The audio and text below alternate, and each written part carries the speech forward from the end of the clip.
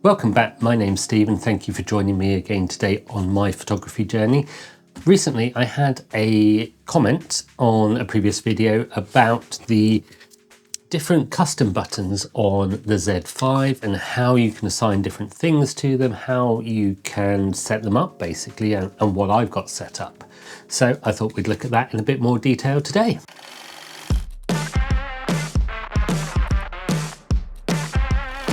The first question really is, what buttons can we customize? Well, on the Nikon Z5 we have 6 different buttons that we can customize. There's 2 on the front where your fingers end up, function 1 and function 2. Where your thumb is on the back we have the AF on button, and just below that this joystick which also has a button to press as well. And then on top we've got the actual record button which can be used as well. The only one of those buttons missing from the Z5 is the sub selector and the pressing of it.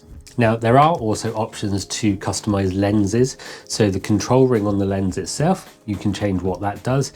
Some lenses have 1 or 2 buttons on them, so again you can customize what those do as well. So all of these buttons land exactly where your fingers go when you're actually taking a picture, and the idea of them is that you can change settings that you change most frequently without actually having to go into the menus and actually dive around and find something. You can just do it with a press or a press and a turn of a dial. The thing that I've found is that remembering which buttons you've got which thing programmed to is the most difficult. For example, I always get F1 and F2 on the front the wrong way around. So at the moment I have the bottom one mapped to the delay, so if I press that and turn the control dial, it will delay taking the picture for half a second or so on after I press the shutter button, which is ideal if I want things to be nice and still. And the top one is for autofocus. So with one dial I will change from autofocus continuous to autofocus single, and using the other dial the kind of area mode in which we're using. And now the next question is, how do we customize them? So the first thing that we need to do is go into our menu, and this is actually in this pencil icon or the custom setting menu, and in F for controls, and it's F2 for custom controls. So if we go into that, we can see this picture of all the different options that we've got. So as we scroll through these, it will highlight which button we could be customizing. And then when you go into it, so for example, this is function 1, so like I said, my AF, if we press OK, and then we get all the different options that we can customize to that button. So there's pretty much any of the settings that you will use on a regular basis, they are in here. So autofocus, exposure lock, the different kinds of metering. What else have we got? What kind of file you're saving, whether you're doing a burst, whether you've got the framing grid on or not. Accessing my menu, which is the customized menu that you can create with all of those most used settings in. You've also got the option of pressing the button and changing the command dial at the same time. So this could be for your image size or your white balance value and things like that. So lots and lots of different options as to how you can customize each and every button. The other thing to remember is that all of these can be customized for photo and for video, and with the different user settings that you've got on your camera as well. So you can have lots of flexibility as to what is saved and what you might need on a day-to-day basis. So to do the ones for the movie mode, if you go down to movie, into there, and then you can do your custom controls in there as well. So I thought it might be helpful to go through some of the different options that I've got on here. So like I said, function 1 button up at the top here, that is what I've got set to AF. So when I press that, I need to then turn a control dial in order to change a setting. So let me show you. If I press that button, you can see on the menu that it's highlighted in yellow the bits that I can change. So for this main command dial at the back, I can cycle through manual focus, AF single or AF continuous. For the other one, the front command dial, if I press that and turn, we can see that it cycles through the different autofocus area options.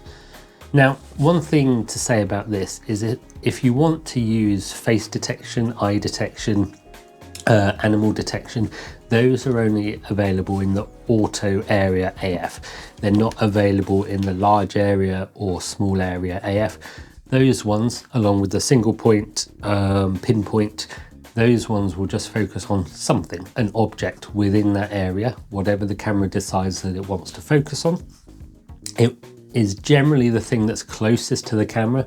So if you've got two trees, it will focus on the one that's closer to the camera rather than the one that's further away. But to focus on people, so for example, eye tracking AF, then that needs to be in the auto area AF rather than in one of those other modes. The other buttons that I've got customized are the AF on button, which I have very originally got customized to AF on. The center of my selector joystick I've got set to auto exposure or autofocus lock, so that when I press and hold that one, everything will freeze in terms of exposure and focus, and then I can take my picture. For the lens function buttons, I don't actually have any lenses with functions on, so I haven't set those up. So for the command dial on the lenses, I've generally taken that off. I don't really use that often. I used to have it set to aperture, but I find that they're so easily moved that actually it will cause me bigger problems than being able to do it quickly. On the Z5, just moving this front command dial without pressing any buttons will change your aperture. As I said before, the function 2 button on the bottom here is what I use for my delay. So I can choose, when I press and hold that, is my exposure delay mode. So off, 0.2, 0.5, 1, 2, 3 seconds. So that's how long it will wait after I press the shutter button all the way down to actually take the picture. The joystick I've got customized to be able to move around the focus point. So whether I'm using the LCD screen, which I can still touch and move the focus point around, or if I'm using the viewfinder, it's quite easy to be able to then move my focus point around without trying to touch the screen while it's up at my face.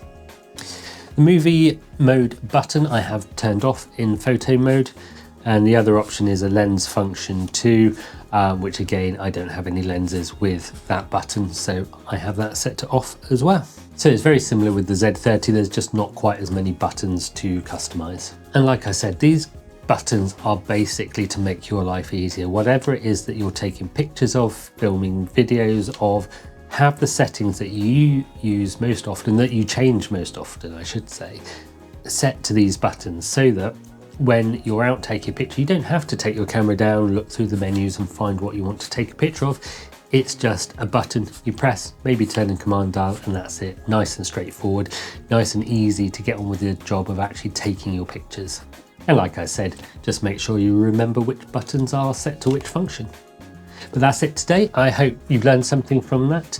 If you have any comments, questions, if you want to share what you've got your buttons customized to, then let me know down below. Other than that, have a great week, and I will see you again next week on my photography journey. Bye.